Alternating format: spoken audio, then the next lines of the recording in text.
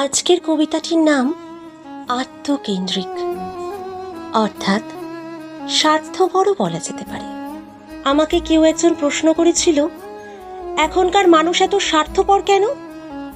আমি তাকে উত্তর দিয়েছিলাম, এখন টিকে থাকাটাই বড় কথা।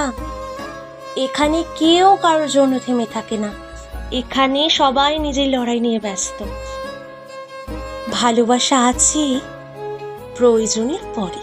সে আমাকে আবারও প্রশ্ন করল, তাহলে এখন সম্পর্কগুলো এত সহজে ভেঙে যায় কেন?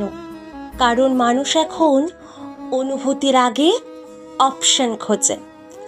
তখন সে আমাকে বলল, তাহলে সত্যিকারের মানুষ কোথায়?